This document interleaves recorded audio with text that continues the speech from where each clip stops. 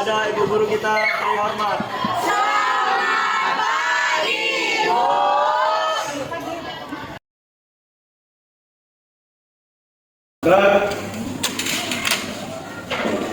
Sebelum memulai pelajaran pada pagi hari ini, marilah kita berdoa menurut agama dan kepercayaan kita masing-masing. Berdoa dimulai.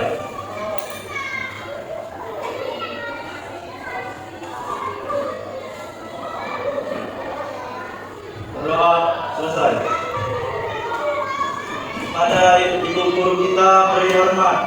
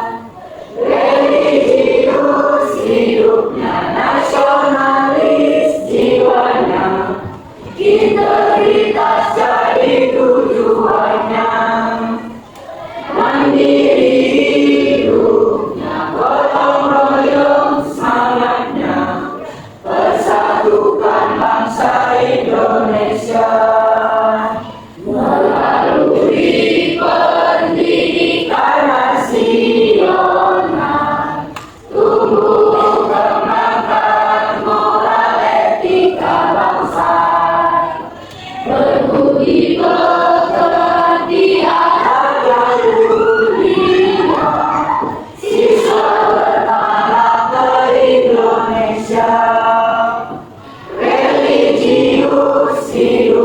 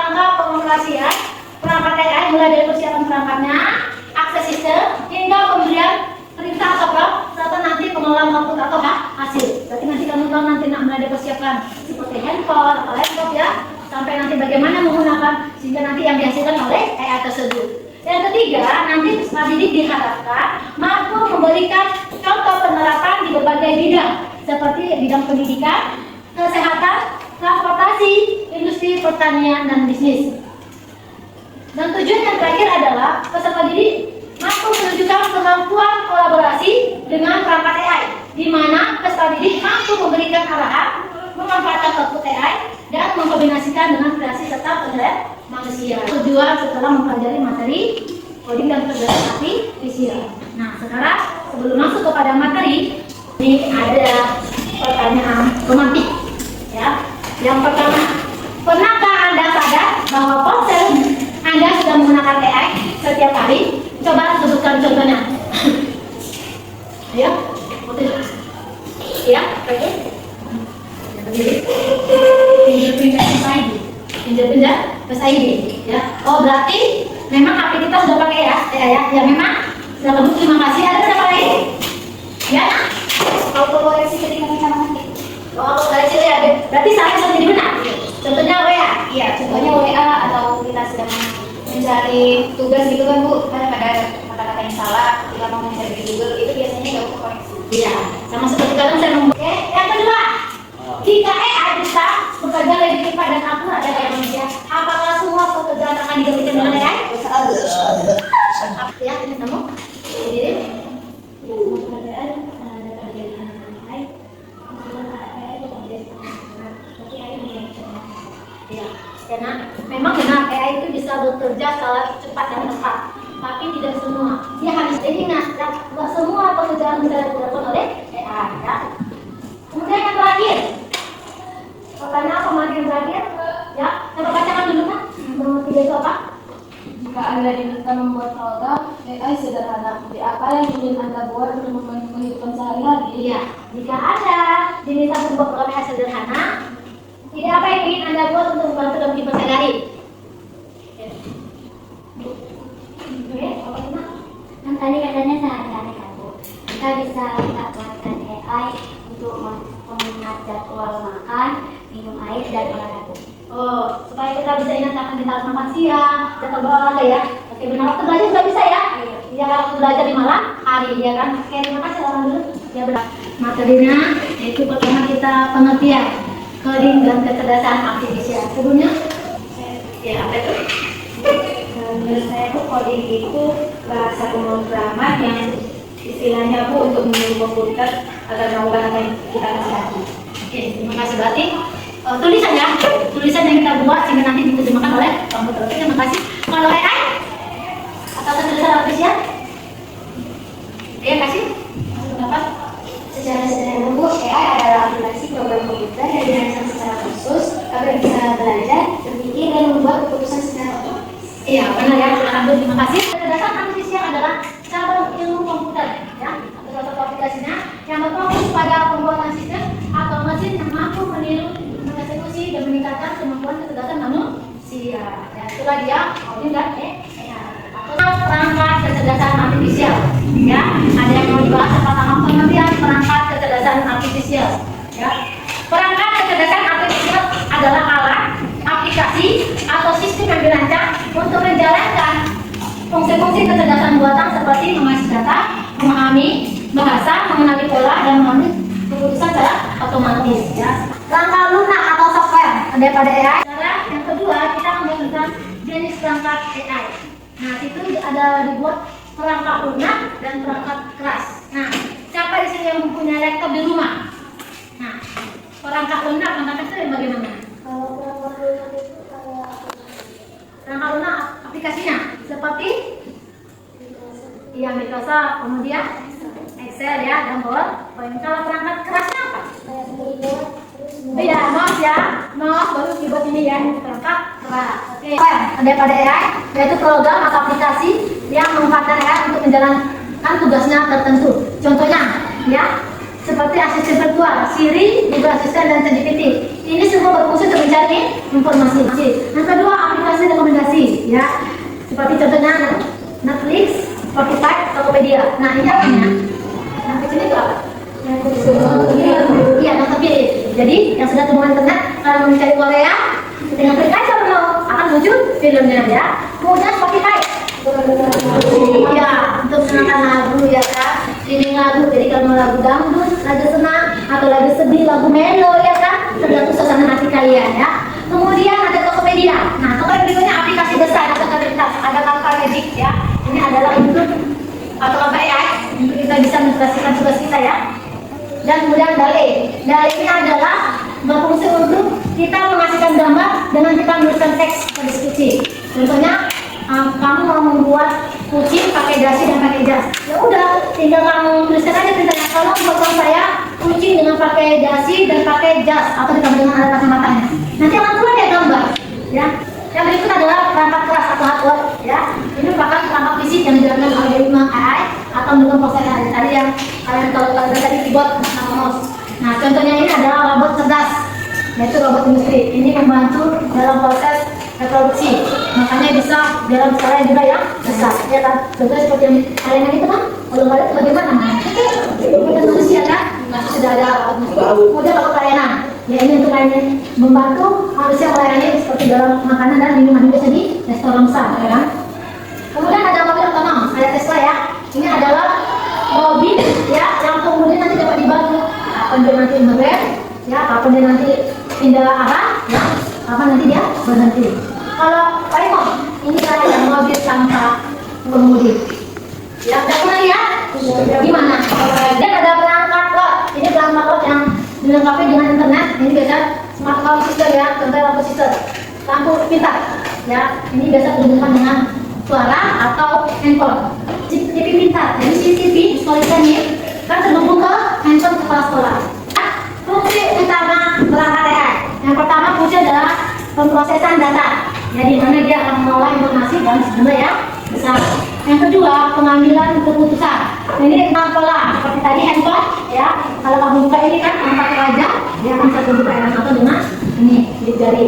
Kemudian otomasi, yaitu melakukan pekerjaan khusus secara otomatis ya. Nah, kemudian interaksi, yaitu berkomunikasi dengan pengguna melalui teks, suara atau gambar. Yang keempat,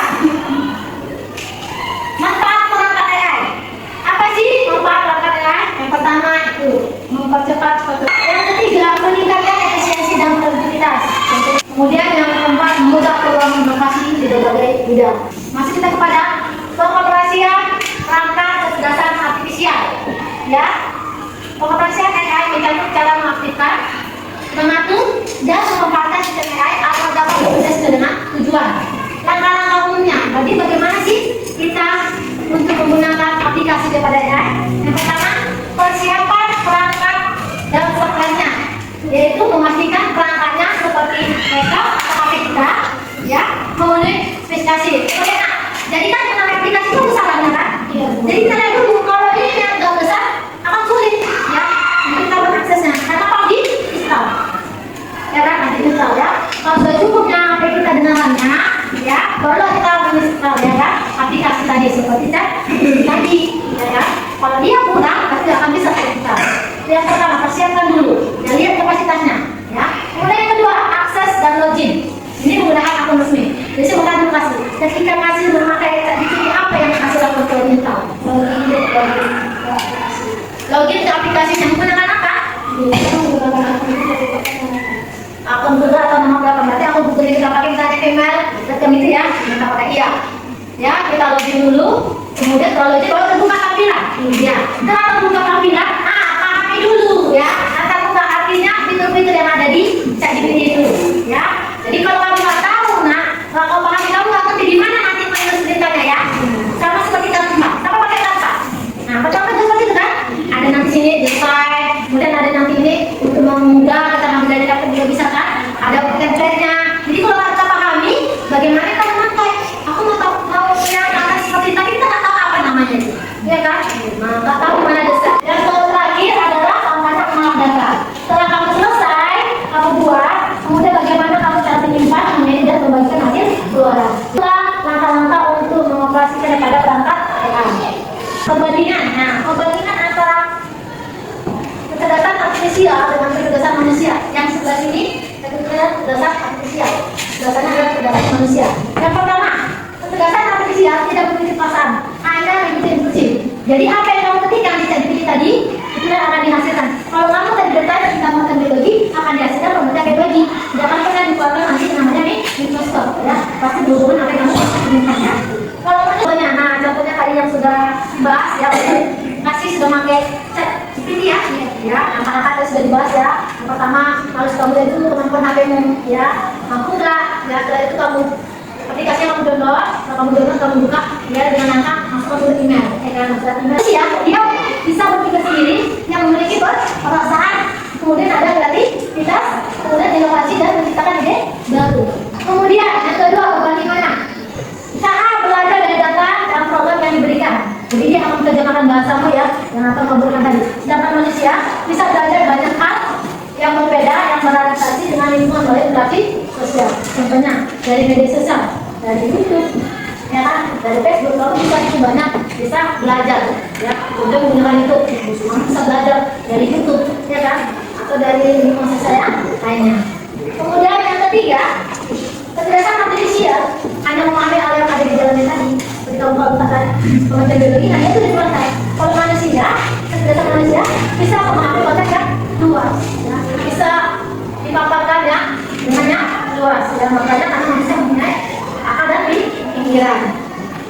Kemudian yang keempat, yang terakhir, kecerdasan artifisial hanya bisa membuat keputusan berdasarkan angka dan pola. Kalau manusia, dia bisa dengan pertimbangan emosi, kemudian nilai moral dan etika. Jadi nanti kalau dalam penggunaan itu harus ada dan bagaimana kamu cerdas memakai dan namanya EA, ya, harus menggunakan emosi. Kita kalau mengambil keputusan kita melihat emosi dulu, ya kan, lalu nilainya atau etikanya. Ya, yang berikut. Nah, bagaimana cara kerja kecerdasan artifisial?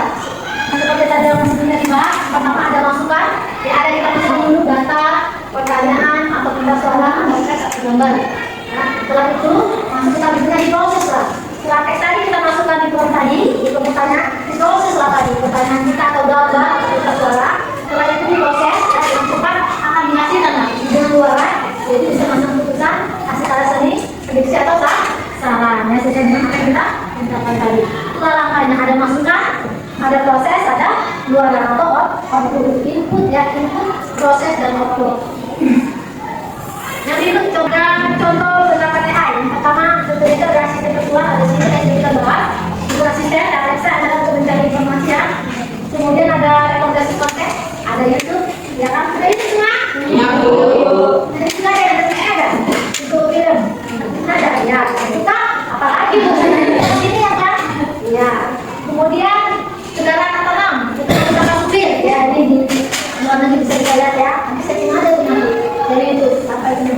Kemudian di bidang kesehatan, yaitu untuk menganalisis, ya, penyakit kita itu dengan hasil ronsen. Kemudian untuk aplikasinya kecerdasan artifisial, ya, ini ada beberapa bidang.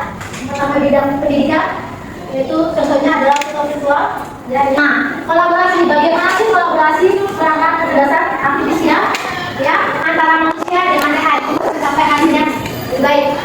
Prinsip kolaborasi yang pertama, manusia memberikan arahan, AI memprosesnya. Contohnya, ya, guru meminta bantuan ChatGPT untuk mencari materi, ya kan? Tapi yang menjalankan dan mengajar adalah kita guru, kan? Bisa ChatGPT, kita membantu berikan, ya, materinya, dan yang mempunyai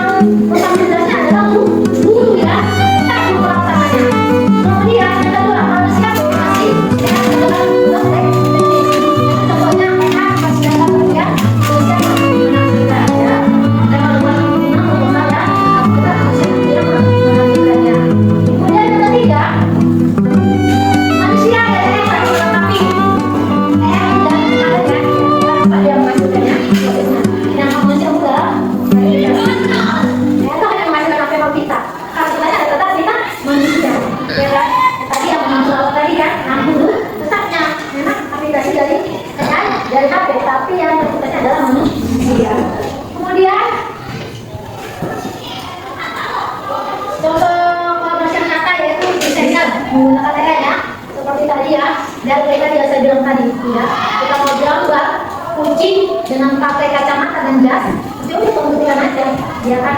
Kita gambarin. Kalau misalnya tidak membataskan, ya, bagaimana nanti bentuknya. Kemudian dokter, ya, tadi ketika dokter menggunakannya untuk memeriksa hasil, ya, hasil daripada keluhan pasien tadi. Ya, sudah ada pembukaan lain, nanti ya dokter juga akan membuat sebuah pemeriksaan. Oh, dia kena kanker paru-paru di sana. Kebetulan hasil setelah dari tadi yang ternyata dia kena kanker paru-paru akibat apa banyak dari gejala-gejala dari juga banyak konsultasi. Ada yang merokok, ya, batu-batu, saya sudah kena dia kanker paru-paru. Kemudian memahami untuk masa depan, ya. Di masa depan, ini akan semakin tegas, mandiri dan integrasi dan semacam itu dibutuhkan keterampilan yang pertama literasi, artinya literasi digital itu kita harus cerdas dalam menggunakannya. Literasi, ya, jangan asal menggunakan, kita harus cerdas dan tangkap sehingga kita menggunakan dengan aman. Yang kedua, sertifikasi. Nah, AI hanya bisa membantu, ya, tapi yang membuat dasar mereka manusia. Kamu yang membahas sendiri, ilmu kamu ciptakan sendiri dari hasil yang dilakukan oleh AI. Kemudian etika. Nah, ini etika yang sangat penting, etika digital, ya, harus kita menjawab. Artinya jangan sampai nanti karya yang menggunakan AI itu sampai dia melakukan bagian seperti, ya, pelanggaran kita, ya, nak, ya, seperti sampel proposal. Jangan sampai proposal tadi sama dengan proposal yang lain. Jangan sampai dia melanggar hak cipta, yang membuat sebuah lagu, ya kan, jangan sampai, ya. Itu punya etika. Dan berikutnya pemecahan masalah kompleks. Nah, ini artinya menggabungkan logika manusia dengan AI sehingga permasalahan dapat terselesaikan, ya, dari AI kamu dapat bantuan dan dari logika atau pikiran kamu sehingga permasalahan bisa terselesaikan. Pendidikan, ya, pembelajaran di sini pembelajaran artinya kalau ini, ya, sebagai guru, ya, ada ini penilaian tematis sehingga mudahkan guru untuk menilai hasil pekerjaan kalian, ya. Nah, itu dia materi kita hari ini, ya. Tugasnya cukup berdua saja dengan menggunakan handphone, ya. Nah, apa nak? Lagu kok boleh sekali. Lagunya bagaimana? Pakai aplikasi. Jadi liriknya dari kita. Oh, kalian menciptakan menulis sendiri, tapi apanya musiknya dari Suno, ya, Suno kan? Oke, boleh bagus, ya. Oke, nah, ada pertanyaan lain tentang tugasnya? Oke, silakan dibuka HP-nya, ya, pakai HP saja. Sudah ada yang bersiap, nak? Oke, siap? Ambil, oke. Pagi teman-teman. Ini kami berdua akan presentasikan hasil kerja kami. Sebelumnya perkenalkan, nama saya Griffith Paulita dan sebelah saya. Nama saya Tasya Putri. Jadi di sini kami membuat lagu menggunakan AI yang aplikasinya bernama Suno. Pertama-tama kita buka websitenya dulu. Jadi kan sudah sekali liriknya. Jadi liriknya dari kita terus nanti buatnya di Suno. Pertama ketik dulu Suno, ketik Suno dulu. Nih, ketik Suno ini kebetulan udah terdaftar. Biasanya kalau dari web kita harus login dulu pakai akun Google atau Mozilla. Nah, ini sudah disalin. Setelah disalin kayak ini tinggal dibuat, ya. Bisa pakai judul juga. Judulnya dibuat di sini. Judulnya ini kebetulan judulnya jalan kaki, terus tinggal kita pencet. Ya. Jadi ini hasil lagu yang liriknya dari kami, ya.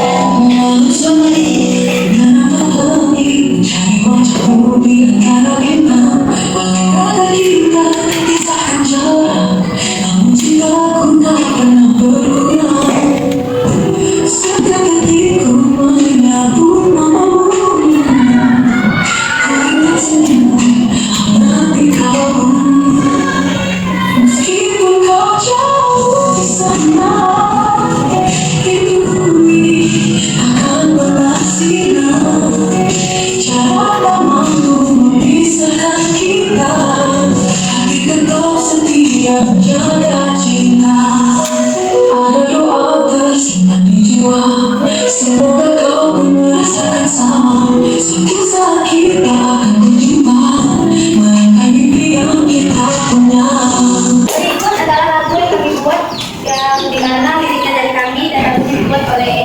Jadi kesimpulan yang dapat kami ambil adalah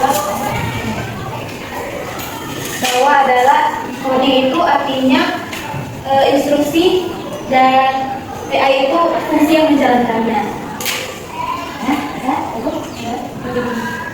Dan perlu diingatkan bahwa AI adalah mitra untuk membantu kita mengerjakan pekerjaan, bukan sebagai pengganti. Sekian saja presentasi dari kami. Apabila ada kekurangan mohon dimaafkan dan terima kasih. Maju. Pasang saya. Ini siapa? Siapa? Ini teman-teman. Perkenalkan, nama saya Anissa Humaira dan di sebelah saya Nurita Dudrasulahi. Jadi di sini kami akan membuat poster melalui ChatGPT. Pertama-tama kita bisa buka web atau aplikasinya. Ada yang bisa dari web langsung, ada yang bisa dari aplikasi. Nah, di sini kita bisa memasukkan perintah seperti kata-kata yang kita inginkan. Saya ingin membuat poster dan poster itu berisi dengan contoh beserta dengan dampaknya. Jadi kita bisa memasukkan prompt atau kata-kata ke dalam ChatGPT. Jadi inilah hasil poster yang sudah kami buat tadi di kursi dan ini caranya yang kami Demikianlah yang bisa kami sampaikan. Kurang dan lebihnya kami minta maaf. Selamat pagi semuanya.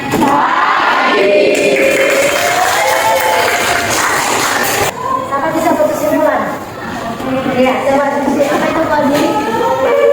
Jadi dari materi ini bisa disimpulkan bahwa coding itu adalah perintah atau instruksi untuk menjalankan suatu keinginan kita. Sedangkan AI itu hasilnya atau aplikasinya seperti itu. Oke, benar ya. Di bidang pendidikan, kayak misalnya kita kan ada tugas kelompok, nah itu kan susah Bu, kita mencari segala atau apapun yang ada di situ. Jadi kita bisa nyari di AI. Oke ya, dengan adanya ya ini bisa mempermudah pekerjaan sekolah kita. Oke, terima kasih. Kita sapa dulu. Ya. Ingat, AI itu bukan pengganti, tapi mitra. Kita pada hari ini tentang coding dan kecerdasan artifisial. Oke, sampai